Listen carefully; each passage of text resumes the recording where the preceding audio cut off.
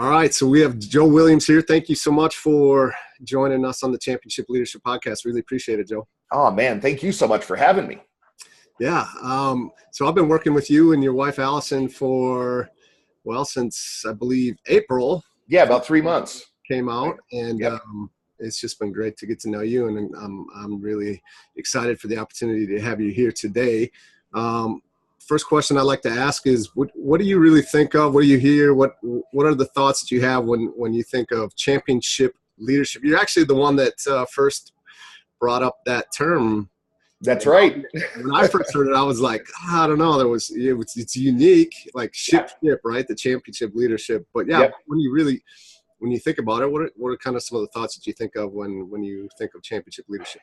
Well, you guys really embody what it is to be a champion. And that was kind of where I came from in, our first conversations, kind of having it come up. There's a lot out there on different types of leadership styles and things like that. But I think sometimes the most simple definitions can be the most powerful. And, whether it's in sports or business or whatever, you want to talk about, a championship leader is definitely a cut above, whether it's, Bill Belichick or Steve Jobs back in his day. They were champions in their own way. And you guys very much embodied that for me as well. I think it's about all the things that you talk about, though, at its essence. I think it's about standards. I think it's about every single day, like you've got in the background there. I mean, that's what really a champion is. As we sit here right now with, spooling up for preseason with the NFL and everything, you get to see it in different ways, and you get to see how people begin to, set themselves apart as champion leaders. And I just from the first moment we talked about it, I thought that was just a perfect, nail on the head description of what you guys do. Yeah, I love it. And that's great. And right. It's easy to use that analogy in sports athletics, but really, I mean, there's championship leaders all across the board in any industry and every area of life. Who are some of the championship leaders that you've had the chance to work with and just throughout your life from the time you were young to today? Yeah. Well, I've had a lot of different mentors. It's probably the best way to put it over the years. Probably the one who, stands in his own way at my championship board, my own personal championship board of mentors, obviously, is my friend Tony Robbins. We've worked together in some way, shape, or form since, I guess, 1991. When I first got introduced to him through a weird twist of events, actually. I think a lot of being a champion, Nate, is like seizing the opportunity of right time, right place. And that's kind of what it was with Tony. I literally got introduced to him through a weird twist of events. I was volunteering at one of his events. And for whatever reason, we seemed to hit it off. And his wife at the time said, "Hey, would you mind just making sure he gets from place to place and he eats and things like this?" So honestly, when that opportunity opened itself, I guess it was the start of an incredible friendship that lasts till this day. And he's a great guy. He's an extraordinary guy. We can definitely go as deep into any of that as you would like to, with what I've learned from him over the decades. There were others, mentors as well, that I had, early speaking mentors, for instance. Some of my best friends I also would consider mentors to myself. Someone like Joseph McClendon, who some of your listeners may be familiar with from also his work with Tony. But Joseph and I have been great friends ever since we met right about the same time, 1991. And Joseph is a champion in his own way as well. If you don't know him, he's an extraordinary example of standards, example of every single day. Joseph is somebody that I've seen be consistent in his level of personal mastery in his life. Oh my gosh, as they say, for almost 3 decades. And that's an extraordinary attribute of a leader as well. Yeah, absolutely. So, you talked a little bit about it, but talk about, so that moment in 1991, right? We think about leadership, there's a conversation between you're a born leader, or also believe that you can absolutely become a better leader. Like you can absolutely do things or skill sets that will increase your capabilities. Yep. As a leader. So what really, you talked about your early speaking days, which I would say is before Tony. So maybe give the audience that doesn't know Sure. an idea of what you did do with Tony. Yep. And then and then talk to what led you down that path. Yep. To get there. Yep. So during the time that I was there, I first became what's called a volunteer trainer in his organization. Pretty quickly, I became what's called a master trainer, and then I was his head trainer for about 10 years. Now, all the way through that, that life cycle, you talk about born leaders versus made leaders. I got to tell you, dude, when it comes especially to speaking, communication skills, and so forth, I was not a born leader. I was I had such bad stage fright, for instance, when I first started out. I have fair skin, so I don't do well when I get embarrassed. So in other words, I turn bright red, and I don't lie very well. It's something I learned about myself early on, because I just give it away. I have the worst poker face on the face of the earth. And so I really consider talking about this topic of leadership. I've always said I consider being an outstanding communicator, presentation skills, public speaking skills, as well as one-on-one communication skills, really to be the master skill of leadership that is attainable. I did it the hard way. You certainly know the story of, when I started out, I was, as I say, I was horrible, awful stage fright. The only thing I knew to do in those days, Nate, is keep getting up and doing it, taking my beating, and try to learn each time I did it. And that's a really, really tough road to find your sweet spot, your groove as a communicator.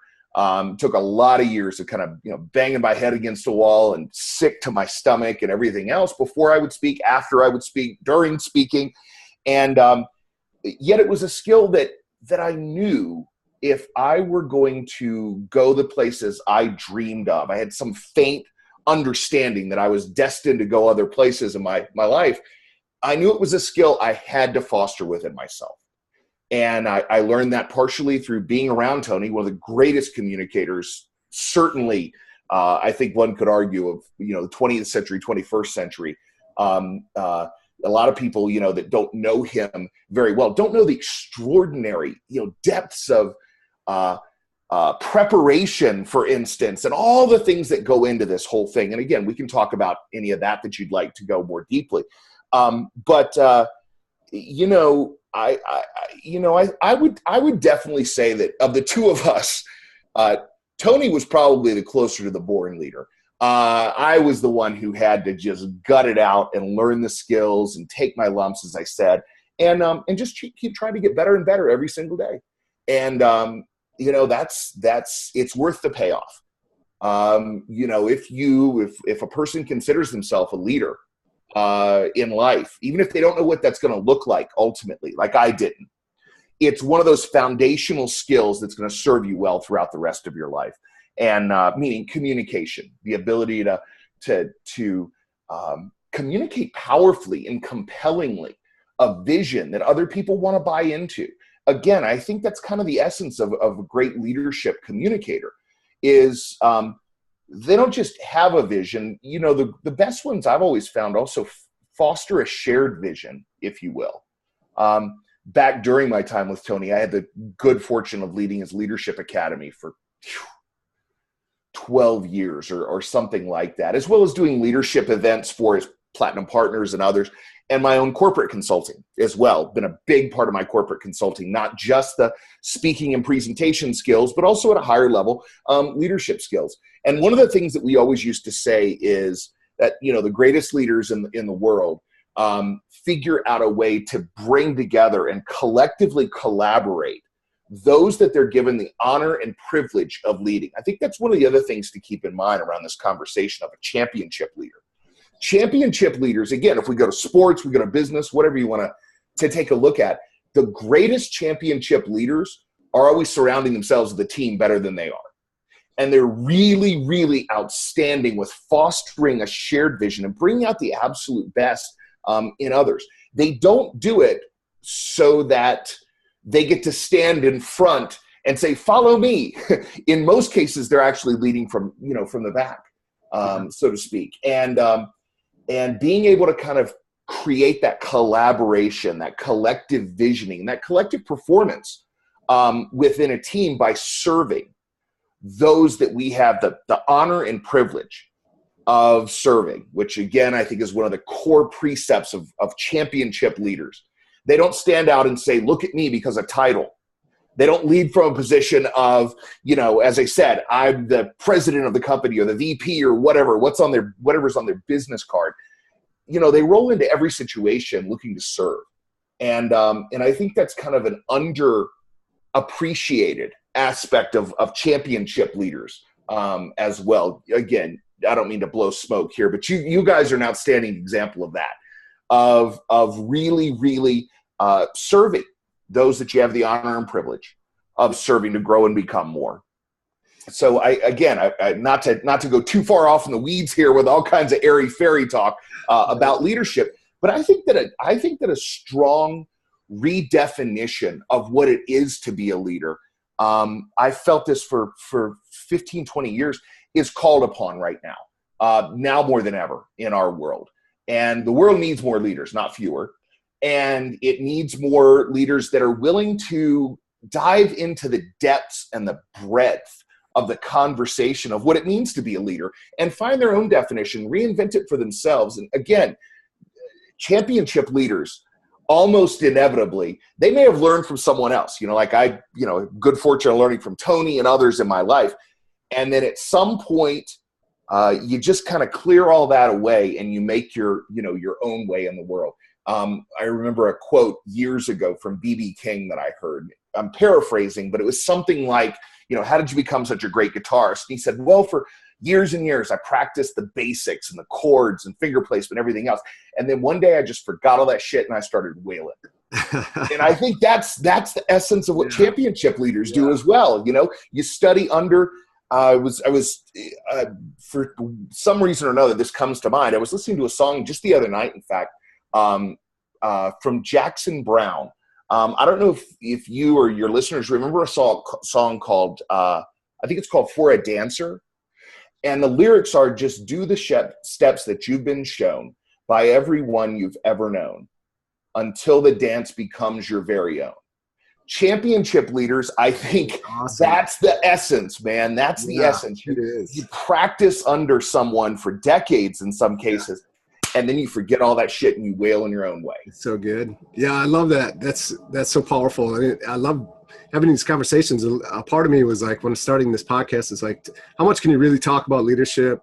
You're going to start to hear the same message over and over. And we're only 5 episodes in, but it's just been so different from everyone. Everyone's got different perspectives, different their own step, as the song went. They've got their own step. Yeah. And the greatest leaders always do. I think, that raises a good point, though. As far as championship leaders, we make it our own. And there are people out there who are good leaders who are doing the dance of someone that somebody else has shown them. Yeah. And, it takes a certain amount of courage. It takes a certain amount of just kind of throwing caution to the wind, when you step up and decide to make the dance your own. And championship leaders absolutely do that. They blaze new trails.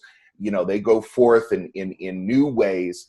As I said, of serving those, they have the honor and privilege of serving. Yeah, I look at it, it's kind of like that melting pot, right? You're just taking little bits from everyone, and then you ultimately, you make it your own. And if you don't, if there's those that are copying and trying to be someone they're not, it's so inauthentic, and the people that you're leading, the people that are following you, they're just not going to, they're going to feed off, they're going to see that right away. And there's no way that you are going to be the best leader that you can. And I love leading from the back and being a servant leader. Yeah. Yeah. Yeah, you know, I've always believed. I remember I was actually getting ready. If I recall correctly, it was either for an event I was going to do for Tony, or it was for a corporate client. And this was back in the early 2000s. Boy, I remember those days as we sit here with, you know, our devices that carry all of our phones and things like that. I was in Europe for a month working, leading a series of events, and I had all this downtime, and I packed an entire suitcase full of books. The damn thing probably weighed 60, 70 pounds, you know, realistically probably 40 or 50, felt like 60 or 70. And I had all these books on leadership and stuff, and I was letting things kind of ruminate around in my mind. Again, I think that's another thing when you study the greatest leaders. You know, as Jim Rohn used to say, you know, leaders are readers. And one of the things I've always strived to do when I was taking on a new subject, and this is one of the first times I ever led a leadership event. As I say, it was probably in about 2001, something like that, maybe a little bit earlier. And so I was letting all these ideas about leadership cross-pollinate and trying to find, you know, again, not to use the cliche, but trying to find my own dance step, you know, with what it was going to look like. And I remember I read this book. It was a great book. John Maxwell, I think it was. And one of the early sections of the book, in the foreword, he said something like, you know, the definition of a leader is one who has followers. Yeah. And I remember I was sitting there, and I was Germany or the UK, and I was just kind of letting all that float around in my mind. But that quote didn't land with me very well at the time. And I think because I was looking for, you know, my own way to make it my own, I started thinking about, wow, the definition of leadership is one who has followers. And I thought, no, for me, the definition of a leader is how many leaders you help create. Yeah. That's the real damn definition. Yeah. Yeah. You know, if you're running around just looking for followers simply, you know, it's going to take you a certain way within leadership. It'll take you pretty far. Yeah. But the real name of the game is to step it up and take a look at how many leaders can I help create. Greatest leaders through history, if you look at them, there was some version of that they did, whether it was, you know, Jesus or Gandhi or Buddha, or, you know, these all we tend to go to religious or spiritual figures. But, yeah, you know, whether it's Steve, again, get back to Steve Jobs with what's the gentleman's name who does all the design for, you know, iPhones and Macs and everything else, Johnny Ive or something like that. And he was incredible with fostering that ability to lead in their own way. Greatest leaders always measure themselves. That's so critical, because you think of, you know, to truly get where you want to go as a team, as whatever, you know, company, yep, family, I think there is, for a lot of people, they have this scarcity mentality of like, well, if I bring all these strong other leaders on, what if they're better leaders than me? Pass me up. And it's just going to keep you so small, versus I want to surround myself with the biggest and the baddest leaders in their own way, and we're all going to go far together. And by surrounding myself with these people, I can't do anything but help to grow as a leader, to continue to lead from, you know, from the back, from the front, to where you want to go. And I think I know when I first read or thought about that, I was like, ooh, would I really want to push those that I'm leading to get better and to get stronger? And what if they do pass me up? Right. Like, you know, that's such a weak mentality to have. And so I just love that. Yeah. You know, what's interesting, there was a phenomenal book right around the same time. I also read this other book, and it was by Daniel Goleman. He did the work on, he popularized emotional IQ. If you're familiar, if you remember that, right? Yeah. Goleman also wrote a book, I believe it was called Primal Leadership or something like that. And what he distinguished in that book that was phenomenal for this conversation was that I believe it was 5 or 6 different distinct leadership styles. Now, there's one leadership style like we're talking about, which is, you know, going forth first, getting out there in front. But that's also a very narrow definition of all that you can be. There's a coaching-based leader. There's I think one was an authoritative leader. That's someone who stands in their position, their job title, whatever it is, and tries to direct given that. Yeah. And his point around this was there's not necessarily a right or wrong to this conversation. It's having the maturity as a leader and the self-awareness to know when to step into each of those different styles. I thought it was a phenomenal book, because almost every other book ever written on leadership, puts someone forth and says, here, be like this person. And it's just one leadership style. Goleman's work was phenomenal because it acknowledged, there are 5 or 6 distinct styles, and the real dance is to move between those styles when it's called upon.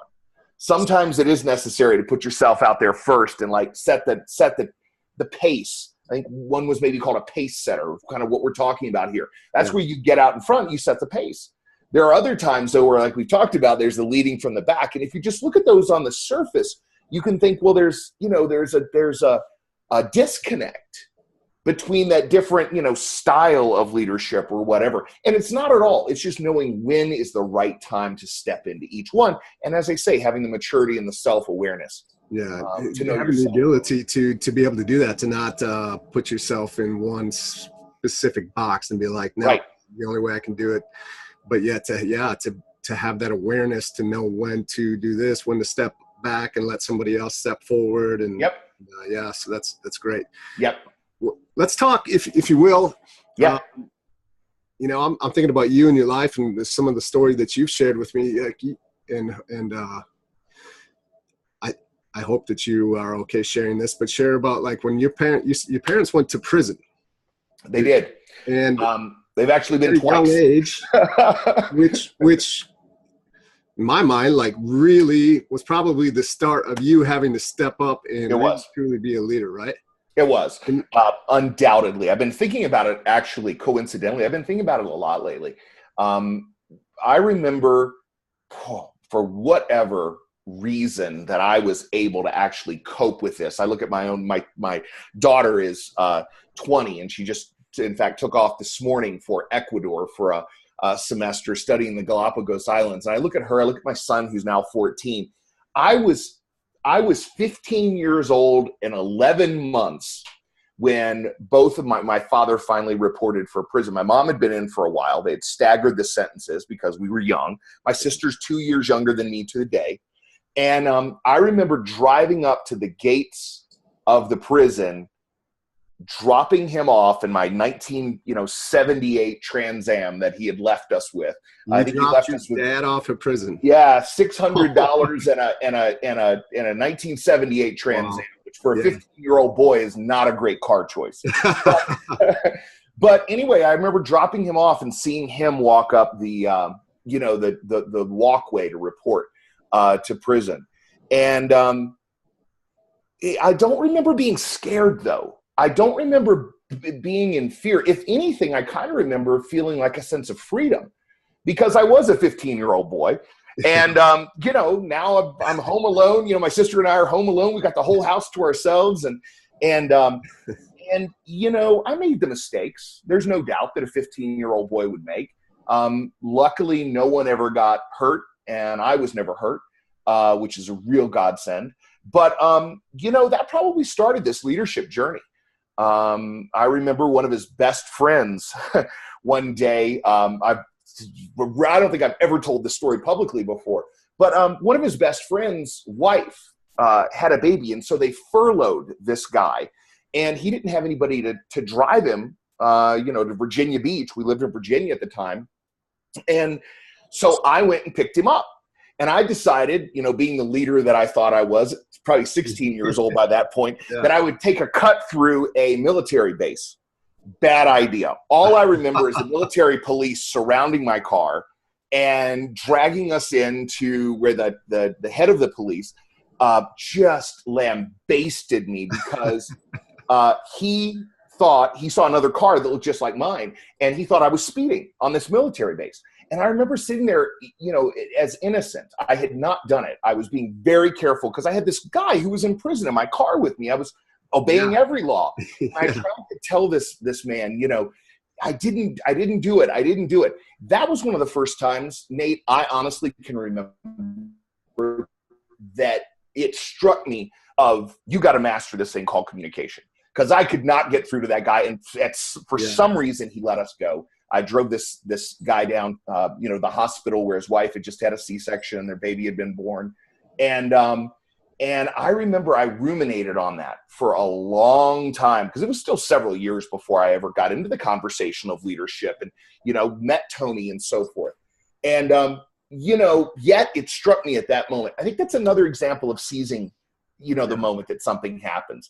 I don't know what occurred to my 16-year-old brain that I thought to myself, I got to take care of this thing called leadership if I'm going to go where I want to go. But I also knew, as I was talking to this head of the military police on the base in Virginia, he was not a master of his communication at that point, because he was so livid, he was shaking. And I don't really blame him. If I've been responsible for that many people, on a base like that, and I thought this young guy was, driving recklessly and so forth, I probably would have stepped into the same thing. I think there's something also around this conversation of leadership, that in those moments of emotional events, significant emotional events as they're called, where life changes. I don't know how much you've, ever studied on that, but most of us, the biggest changes we decide to make in our life come from something called significant emotional events, right? So dropping my parents off at prison, that was one, SEE. But then there were these other small ones that I think I grabbed onto, like that moment of, wow, I got to take this and I got to use this, because if I'm going to help better the world, I need to manage this skill. I need to learn it. I need to master it. Yeah, it's taking that vision you talked about as a leader, but also recognizing those moments. Not that you probably recognize it more looking back, but still there was something in you that recognized the significance of it, and not just letting it go by, right? We talk about this with our clients inside of our programs all the time of, what's the lesson inside of everything that happens to you in life? What's the gift from everything that possibly happens to you that you can take and apply to continue to move you forward? And that's kind of what you're talking about, these significant events that you're just like, all right, well, here's, whether it was a mistake that you made or a poor decision or not, taking that and how can I use this to really help me move forward towards what I want to. And that's that is a great characteristic of a leader. Yeah, for sure. Yeah, definitely. It's seizing those moments. I got to tell you, even though I've recently, in recent last couple of years, I've studied quite a bit of, Marcus Aurelius, Epictetus, the great Stoic philosophers of antiquity. And one of the things that's interesting about all them, I think it was Marcus Aurelius, had a quote about, you never know when this day might be your last. I'm totally paraphrasing. That was not the way it was said. That was poorly said, actually. But, as we sit here right now doing this podcast, that's also something I have a new awareness of, this week, even over where I did last week, and having a really good friend of mine pass in the last week, who was a young man. He was only a year older than I am. And we traveled the world together doing events with Tony, and he's also a very good friend of Tony's. And, I've never related very well to that seize the day type scarcity of I might die tomorrow. Yeah. But I think there's some lessons to be learned there. Even as I sit here, not knowing everything at all about leadership, there are lessons to be learned about seizing the day that come from, being with friends and loved ones and so forth when they pass, and hopefully taking the lessons that can come out of that for you and your life and your kids' lives, your family's lives, and your company's life and everything else, your team's life, and really learning from those so you show up differently as a result of something that otherwise is just a senseless tragedy. But I really have always believed, just like the Stoic philosophers, that what is put in front of me was put here to be utilized, to be leveraged, to become a better me and to show up even more strongly. Yeah, I love that. So, yeah, that's powerful because, I think back to, I haven't necessarily had that experience like you did this week, but, when I was at Kokoro, we did have a guy that passed away right in front of us. And, and the one way that I looked like, what is the gift in this? Like, and that for some listening, that might be like, what's the gift? There's no gift.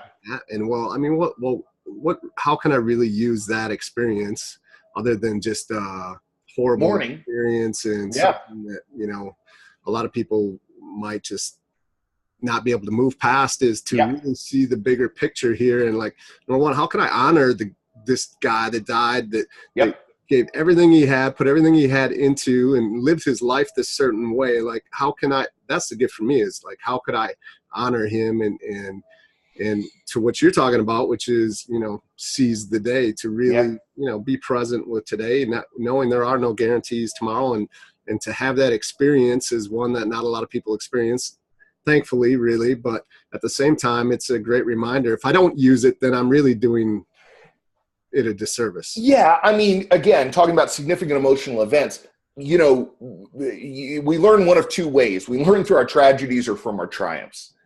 And I think championship leaders seize both equally, if that makes sense. Yeah. Most people only look at the downside significant emotional events, the tragedies, the awful things, or so they think, that have happened to them.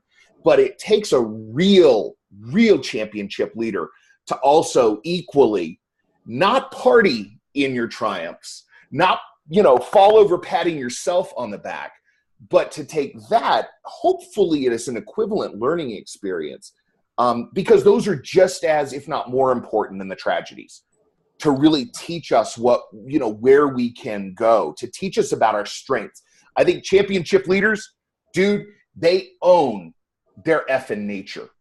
Do you know what I mean? Yes. They don't try to background. We talked about this earlier. They're not trying to be somebody else. Yeah. They understand their strengths. They understand their weaknesses. That self-actualization, self-awareness, I mean, like I talked about earlier, and they own it. And ultimately, if there's, you know, one little seed I could plant in anybody's mind out there listening to this, it is to take a look realistically, what you're great at, what you suck at, your triumphs, your tragedies, and just own that shit. Because that's what we're talking about here, even with the passing of my friend. You know, is I'm not trying to run away from that. Yes, it was difficult. Yes, I've been in mourning, you know, all that stuff. And yet, you're exactly right. What he would, I believe, want from a situation like this would be for us to grow from it. Yeah. And, you know, I don't say that because of my friend. I say that for anybody else out there, you know, who's had somebody, you know, who they loved, who passed, or who somebody was instead, maybe somebody who was just like Tony has always been for me, somebody that's a great role model. And to hold those triumphs and those tragedies equivalently and try to learn from both of them. That's an extraordinary leader. You know, average leaders only take the, you know, stuff that happens to them that they're upset about and try to grow from that. Growing from those, as I say, those triumphs as well, I think is part of seizing the day and becoming the most extraordinary leader you can become. Yeah, and there's a lot of people that just want to talk about and show the triumphs and yes, especially on social media. As we sit here in, you know, 2018, man, that is becoming more and more of a malady, I think, within our society, of people, you know, as the kids say, so to speak, people trying to front, you know, to point out how great their life is and look at my last vacation and all this nonsense on social media, and not living into the full gamut and array of what life brings our way, but instead trying to put forth some picture or some ideal. Yeah. Let's come back to, you talked about, you know, because you run a speaking business, you and your wife, Allison, run a speaking business. Yep. You train speakers all across the world. You've worked with some great speakers. You've obviously spoke on Tony's stage for a long time and helped to build his company to what it is today. And you said, you know, how you basically sucked in the beginning, and now you're my speaking coach. Like, you're my mentor and coach when it comes to speaking, because I realize the importance in having other leaders around me, other coaches and mentors to help me get to where I want to go.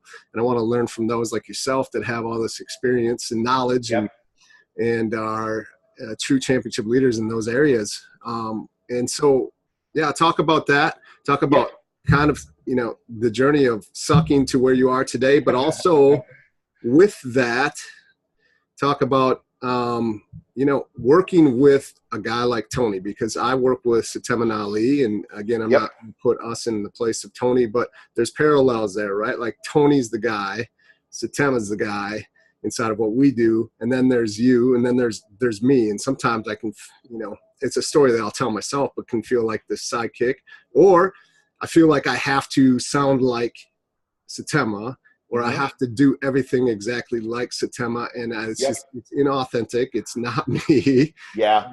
So I can only imagine for you, was there ever that pressure to be like, I gotta be who Tony is? And then how did you deal with that? How did you work through that as a leader? And and a part of leaders having a hard conversation. I'm guessing it wasn't always roses and rainbows with Tony. I'm guessing there's some times when you guys would battle a little bit and hit heads and work through it. Obviously, always at the end. But yeah, can you talk kind of to that? Absolutely. Okay, so there's several things there to unpack. Let's start with the end here of your question. Let's talk about, if you're in a position of being someone who's a very strong leader, being kind of their second, so to speak. Because for years, myself as well as my friend Joseph McClendon were the TNT team, they called us, the Tony Not There team. And the idea was, starting in the early to late 90s, really, I led my first event with a group of people on his behalf in 1998. And that's really where Tony started seeing that for his message, and I sound bold to say this in retrospect, because I'm going to get to it. He and I also have several agreements that we operated well under. And one of them was not to put words in each other's mouth. So I want to be careful how I say this for Tony, but I think in the late 90s was really where he started looking to, boy, if my leadership message is going to get out there on a larger scale, I'm going to have people, step in on my behalf. And certainly, Nate, I remember clearly in the late 90s when I started leading events for him, trying to navigate that being like him, just like you say with Satema. Yeah. And I remember in 2002, again, weird twist of events, I had been speaking at a course called Wealth Mastery for several years. I was the hype guy. I got the crowd all hyped up and all that. If you've been to one of Tony's events, you kind of know what that's like. So in its own way, that was kind of copying him, if you will. And again, it's probably around the same time as that leadership trip I was telling you about. I was in Germany leading the event one time with the guy who was the actual lead speaker. Now, it's interesting that we'd come to this story, I guess, because the week before we were in Germany that year, his mother had passed away. And he'd gone straight into working and never really taken some time away to more. And this guy was an early mentor of mine as well. His name was Tom McCarthy. Extraordinary guy, good friend of Tony's as well. And I remember Tom was on stage second day of a 4-day event. And suddenly the entire room got quiet. He said, "Joe Williams, I need you to come up to the stage right now." This was in front of maybe 1,000 people. I got to the stage as the first tear rolled down his face. And he said, "I can't go on, man. I need you to take over." And so never having led this investment, personal finance, I was the hype guy. I was not the guy from a financial background. He'd been a broker and so forth. And he left. We sent him home. That was the last Wealth Mastery he ever did. It's like, I'm done. In the middle of an event. Done. Done. And I took it over and I ran it the rest of the time. And about a month after that, Tony's office called. I flew to California. We were in a meeting talking about who was going to take this event over. And finally, he looked at me during the meeting. He goes, "It's you." And toward the end of the meeting, he said something to the effect of, "Hey, everybody, I need you to clear the room. I need Joe for 5 minutes." And it was just he and I in this room. And again, I'm paraphrasing. These were not his exact words, but I know his energy. He said, "All right, man, I'm giving you this event. It's got my name on the door. You need to realize that wherever you teach this in the world, there could be Securities Exchange Commission type people in the audience and so forth. Everything needs to be 1,000% legally sound, because if something happens, it's my name on the line. Don't you F this up." Yeah. And again, I'm paraphrasing a little bit, but it wasn't far from that. Just with all the intensity, if you know Tony, very intense guy. "Don't F this up." And then he kind of smiled at me and winked. And that was the start of me leading an event. Now, why do I tell that long-winded story? Here's why. Inside of that is where I started finding a way to navigate who I was going to be, because it was impossible for me to get on stage like I'd been able to get on stage and imitate Tony for 15 minutes here and there. I was leading several events that were kind of that style. Another one that was all him on video, and I would just get up and hype things and introduce things and stuff like that. Yet when I was faced with 4 days, I couldn't fake it anymore. And I'm sure you've had this experience, you know. And I remember we had this other conversation where he said, I want you to be like me in influence, but not a carbon copy. Yeah. You know, your strength, Joseph's strength, again, I'm paraphrasing how I remember him saying it, but he said, your strength is not in being like me. Your strength is in doing what you do and owning who you are, because there's shit you do better than me. And I remember when he said that, I was taken aback, you know, at the time. Yeah. And yet there's truth to that. So if somebody's in a position of being a second to a very strong leader, or somebody maybe who, you know, had some celebrity or something like that, the real name of the game is going to be, okay, acknowledge the influence. Tony's been an extraordinary influence in my life. Obviously, I can acknowledge that influence without needing to be a carbon copy ripoff. That's, I think, the key to this conversation, if that makes sense. And certainly with you, yes. You know, that's been a strong focus on our work together, is to find your strengths and you know, bring those out with an influence, an obvious influence from Satema. You guys are great friends and you've worked a lot together. But it's how do you acknowledge and own that influence? Ownership, like I talked about earlier, and ownership of yourself and your strengths. We come back to the same conversation now 3 or 4 times here, but that balance is, I think, the critical answer to this. Yeah. Thank you.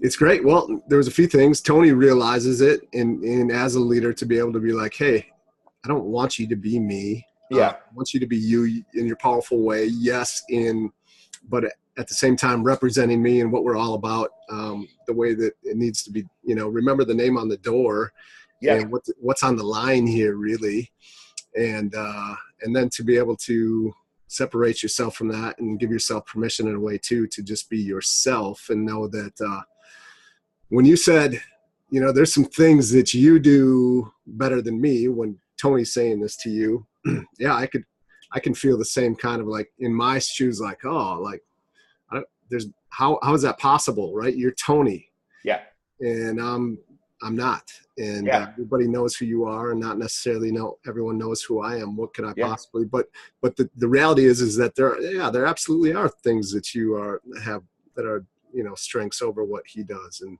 that can be another tough one to get. That could be a thing to get in the way of a lot of people, especially inside their leadership. You know, one of the things we teach with, you know, in the work that we do around presentation skills, speaking, you know, communication, for lack of a better term, public conversations is really the way I view it. One of the things that we teach is people don't remember what we say, they remember how we made them feel. And so, you know, in the early days, I would go around and say some of the same things as Tony had heard him say. Yet the real essence of what we're looking for here is this impact of feeling. And that does take finding your own steps, again, to get back to the metaphor from the song, your own steps to the dance. And, you know, and, you know, taking, as I said, all the steps you've ever been shown, acknowledging that, working with that. It's not something to back away from, shy away from. Here's what I will caution people of, though, whether it be Tony, whether it be anybody else who's a powerful communicator, is if there's one thing I learned from him, you know, as strong of an influence as he's been on my life, is don't try to be a carbon copy. Don't be a cheap knockoff. Yeah. Because number one, we teach this all the time in our work with people as speakers. You can acknowledge an influence, but don't try to be a carbon copy, because number one, it's going to make the audience feel the other person. They'll know where it comes from.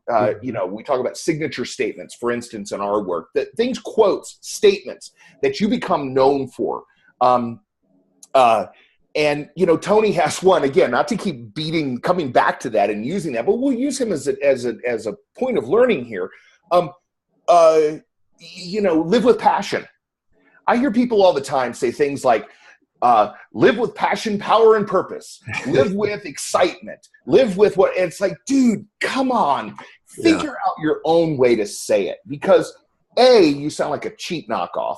B, it automatically makes the audience think of that other person, which may or may not be useful, you know, in the moment for where you're trying to get to as far as the impact of emotional feeling. Yeah. And then, come up with your own signature items. You know, we've talked about it a lot. Signature statements, signature quotes, signature songs. If you create this rich emotional experience and you're using music, video clips, things like that, like we use in today's, speaking environments, that's one thing to look at. What are my signature songs and things along those lines? What's my signature style? Everything from how I dress to how the seminar is set up to the embodiment of the style of the surroundings that I'm trying to impact people with as well. There's all these signature items that inside of this conversation about not looking like a cheap ripoff, you have to make your own as well. Well, this is a great place, I think, in that conversation of making things your own or not being the carbon copy is the decision for you to leave Tony and to do what you're doing now and to go on your own and to, I mean, there's so many things there, right? It had to be hard to leave Tony. I would, for me, I'm just thinking it would have to be hard. Yeah. To be maybe number one, to be associated with that, to be a part of these great, amazing events, to be able to travel all over the place, and then to go out and like do your own thing. I know you'd kind of been doing a lot of this maybe along the way, which maybe made it a little easier, but at the same time, you're leaving something that you have there for you, that there's some security there. It's a good life. It's good living. And to go out and just to essentially separate from the shadow a little bit and step into your own self, fully, really. This conversation, dude, I can sum it up in this one experience I had probably about a year before, I decided to step away from my head trainer position. It was a mutual decision. Let me be clear about that. It was a mutual decision. My time had come. The organization had some other goals that, frankly, Tony's organization had some other goals that, frankly, others were better suited to step in. I've been, of use and of incredible, opportunity and benefit during my 10 years that I led the trainer program and was on stage for him as his kind of second Tony Not There guy. Yet, as I said, he had some goals. And it was necessary for others to come in who had skill sets that were far beyond mine as far as like coaching-based leadership. We talked about that a little earlier. The gentleman who stepped in, phenomenal coaching and management style leader. He was able to foster within people things that I just found I didn't have a passion for quite like he did. And again, back to that ownership. But to answer your question, it was tough. I'd been doing speaker boot camps and corporate presentation skills, speaking training for massive corporations when I stepped away, I'd been doing it for 11 years, 12 years. And I'm talking multi-billion-dollar, big aerospace programs, contracts that I helped clients win. So I had my own kind of world carved out there. Yes, it did make it a little easier. There's no doubt. He had been a huge part of my life, even the lifestyle, as you say, of being on the road, doing an event, being home, doing an event, being home. It took me about a year to find a new rhythm in that, where I wasn't just always traveling. I had years where I traveled 100,000 plus miles, 150,000 plus miles. I was on the road, 200 days out of the year, between stuff with Tony, my own stuff, my own speaking, my own personal speaking as well, and as well as my corporate training. And there was some adjustment. But what I can tell you is this, as I started to say about a year before that all happened, I remember I was sitting in a room in an event with Tony, and something happened, and I had to grab a microphone and run it over to a person. That's how I started with him when I was 20 years old. Yeah. That's how ultimately we met. I said we had this weird twist of events. I was a mic runner, and I would run around with microphones and stuff. And, fast forward over 20 years, into the future then at that point, and I'm sitting there thinking to myself, damn, I'm still doing the essence of what I did when I was 21 years old. This is an interesting conversation for championship leaders as well. Yeah, right. What have you been just carrying forward for maybe decades in your professional life, in your style, in how you do things? and take a real critical look at that and begin to say, maybe, where does a 40-year-old, 41, 42-year-old man differ from what I did when I was 21 years old? Because if you don't, it's easy to get caught in the hamster wheel and be, still running events and having a speaking style and stuff like that are not becoming to one your own age. This is one that a lot of speakers face because they make a name for themselves early on, and then they keep trying to imitate the same damn thing decades into the future. That's a dangerous path as far as this conversation of championship leadership, the ability to recreate, reinvent yourself as well. I think that's part of the, that whole process as well. So to answer your question in a nutshell, the time had come, and it was mutual, and I didn't try to fight it when the time came. Well, and as a championship leader, to be able to recognize that and be willing to own that versus, because there's a lot of coaches like in, let's say, the NFL or in the college where their time has run, or they continue to coach like they did in 1960 and in 2016, and it just doesn't work anymore. And you had the foresight and to be able to be like, you know what, it is time to, because I'm guessing if you wanted to, you could have continued to push, right? Even though you didn't feel like it was. Yeah, I feel fairly confident that we continued to work together. If I would have backed away from it, and for a couple of years, honestly, our occasional emails back and forth to each other to say, hey buddy, I love you. We just did it this week because of our mutual friend. We're partially, hey man, when are you going to come back to an event? That was for the first couple of years. And then I think it became obvious to both of us that just wasn't really in the cards, at least anytime soon. I'm not taking it off the table forever, but it's certainly not something that I think either of us would want right now. Yeah, I love it. But just as a leader, to be able to recognize that and make that decision, make that move is not a lot of leaders would do that. So I want to, I do this with a lot of people, a lot of guests on the show, is along the way, there's always at this moment, and you talked a little bit about the significant, what'd you call it? The significant emotional events. What is it? Is there a time in your life where you were on this path and, instead of going left, you could have chose to go right, which would have had you in a completely different place in life. And because of your ability to lead and your ability to recognize these events, you did choose the path that you're on, and you are going where you are, and you are impacting, people all across the world in what you do. Is there a moment that really sticks out for you that? Yeah. I mean, there's several.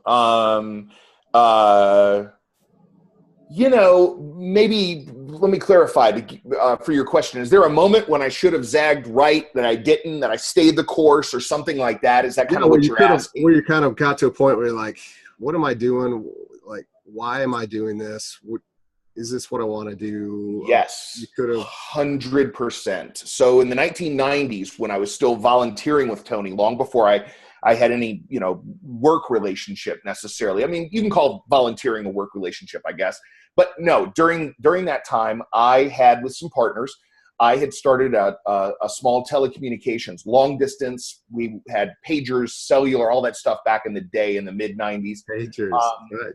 Yeah, and we were a small reseller. We went public in 1996 when I was 26 years old, and I immediately knew I'd made a mistake.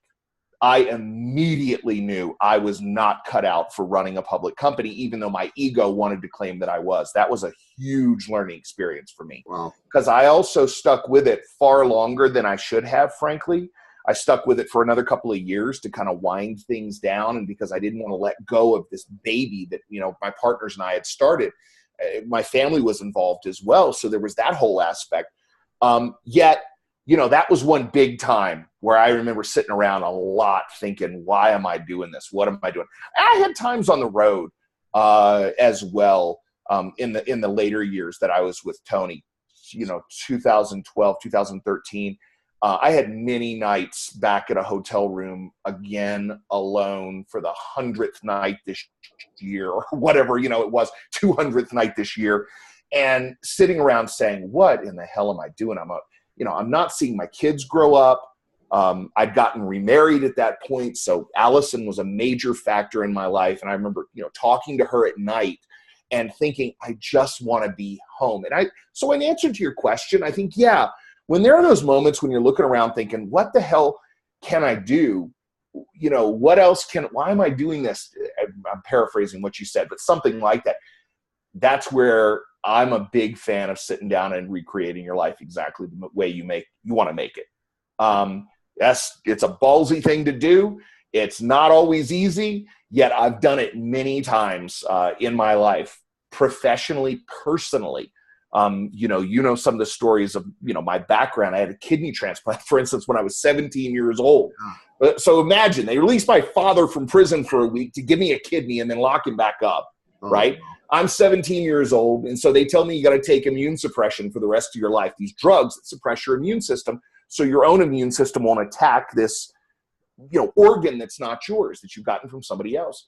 And they said, when it happened when I was 17, enjoy the next 20 years because you're going to wish you were dead by the time you're 37 from what these things will do to your body. By the time I was 34, dude, I was in that place. And I had to sit down and recreate what it would be like for myself to keep a transplanted kidney yet stop taking immune suppression. It was medically impossible at the time. And through a weird twist of events, through that recreation process, I do this quite often. I've never done this with you, but I have a whole system for creation and recreation that I follow, starting with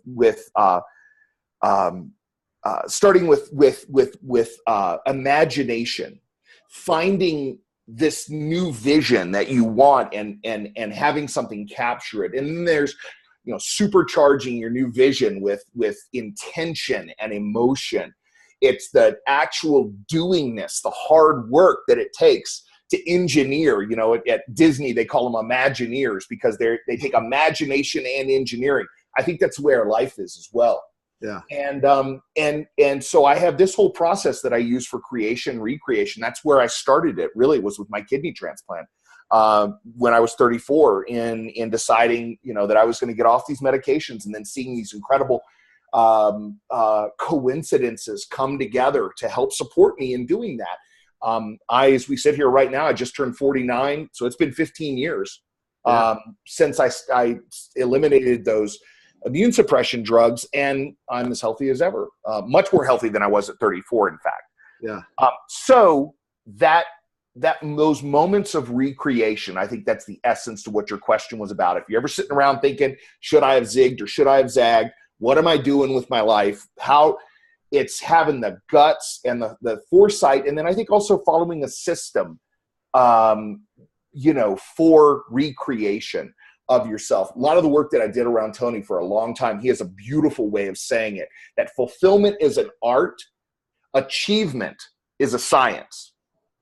Achievement is fairly easy to acquire in one's life if you're willing to put in all the hard work and the vision and everything else. Like I've said, it's almost a science, if you will.